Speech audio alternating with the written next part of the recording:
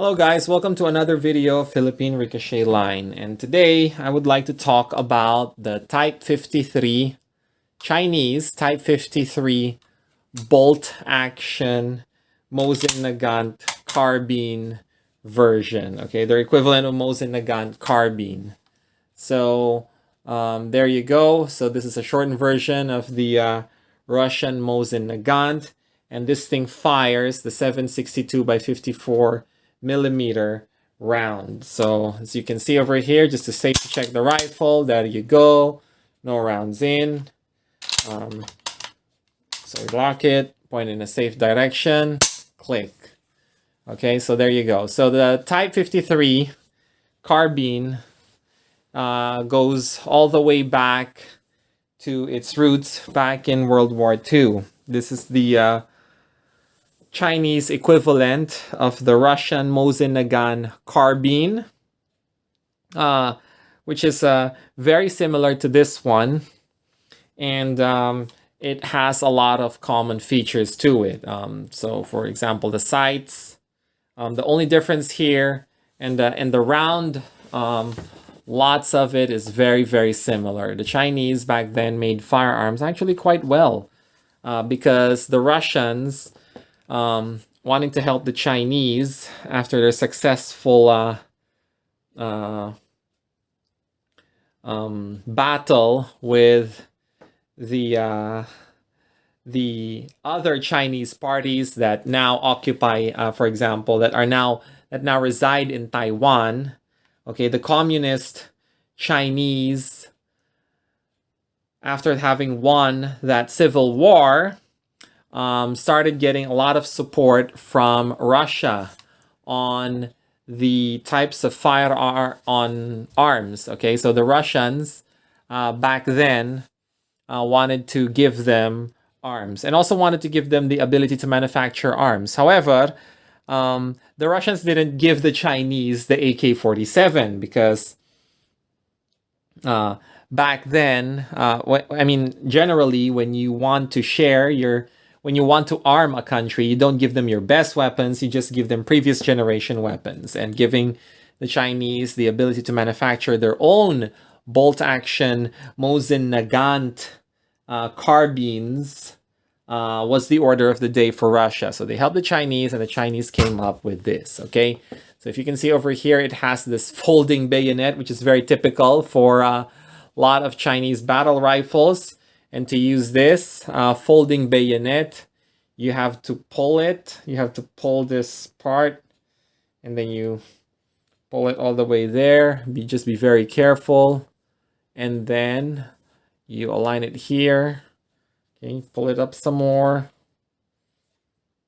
Okay, and then it locks into place. Okay, and now you have a very, very long rifle with the bayonet over there. So if you can see from my video and the Mosin Nagant video, we like to take the bayonet separately and then we mount it on the rifle. But with the Chinese, they wanted to make it very efficient by having the bayonet just fold out of the way, but constantly attached to the rifle. So you just fold it in use and you fold it out of the way when you no longer need it. And to do that, you just pull this part out like that, and the bayonet folds out of the way, and then it locks into place. All right. So very, very good and efficient rifle, which fires a very big round. Obviously, the Mosin Nagant cartridge, or the 7.62 by 54R, is meant for a longer battle. So if you fire it in this carbine, you will get a bigger fireball and a lot more noise because you have a lot of unburned powder escaping the barrel. So there you go.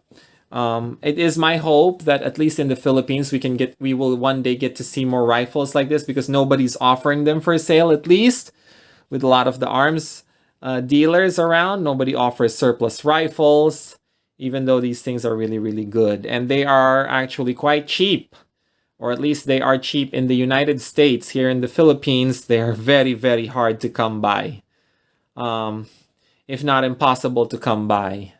So just to look at the sights over here, the sights are actually, it's really hitting the camera. So probably won't do that, but in order for you to empty out the magazine, same is true for the Mosin Nagant. You just take this part over here, okay?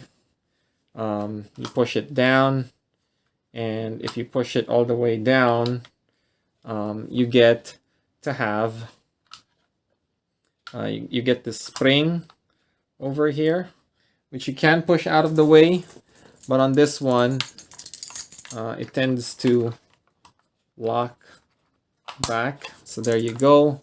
You lock it, you push it out of the way, and then you can remove any rounds in the chamber. So there you go. So it has these brass sling swivel slots. Brass rifle slings slots. No swivels here. We didn't have swivels on these rifles to simplify manufacture. The butt plate is made of steel, similar to the Mosin Nagant. Very, very rough. Very, very hard handling rifle over here in terms of durability. It's very, very tough. Very, very tough. Very wieldy.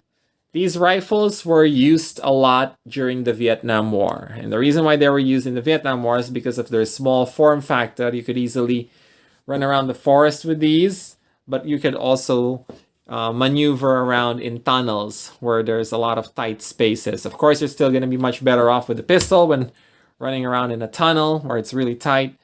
But if you had one of these, you could easily show up, pop up out of the tunnel, take a shot, jump right back in. The carbine form factor certainly helps with that. It's very difficult to move around in a tunnel with the Mosin Nagant 1891, but it's much more easier to do it with something like this. So again, one of the reasons why this was great was because during the World War II, the Germans were big on using carbines, such as the Mauser Kar 98K, which inspired the Soviets to produce a carbine version of the Mosin Nagant, which in turn was exported and technology transferred to the Chinese, so the Chinese could use these. So back in the Korean War, these came in too late for it to show up in huge quantities in that war. But after that, we have Vietnam. That's where this rifle was used a lot when facing off with the Americans and South Vietnam.